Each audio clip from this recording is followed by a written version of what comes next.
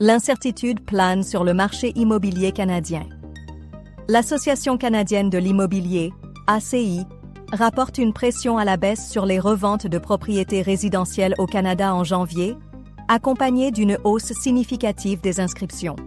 Cette situation reflète l'incertitude croissante dans le secteur immobilier canadien, influencée par des facteurs économiques et politiques. Baisse des ventes et hausse des inscriptions. Baisse des ventes. Les ventes de propriétés au Canada ont reculé de 3,3% par rapport à décembre, avec un ralentissement notable durant la dernière semaine de janvier. Cependant, comparé à janvier de l'année précédente, les ventes ont augmenté de 2,9%. Hausse des inscriptions. Le nombre de propriétés nouvellement inscrites a bondi de 11% d'un mois à l'autre.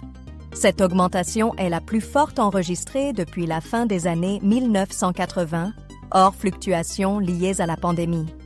Par rapport à l'année précédente, les nouvelles inscriptions ont grimpé de 23%. Facteurs d'incertitude. Incertitude politique américaine. L'investiture du président américain Donald Trump, le 20 janvier, a nourri les inquiétudes concernant la plus importante relation commerciale du Canada, faisant craindre des répercussions économiques potentielles. Élections en Ontario. Les élections à venir en Ontario ajoutent une couche supplémentaire d'incertitude au marché immobilier canadien. Élections fédérales. Les perspectives d'élections fédérales contribuent également au climat d'incertitude générale affectant le marché immobilier. Impact sur les prix. Hausse annuelle. Le prix moyen d'une résidence a augmenté de 1,1% par rapport à l'année précédente, atteignant 670 064 $. Baisse mensuelle. En données désaisonnalisées, le prix moyen a baissé de 2% par rapport à décembre. Prix de référence.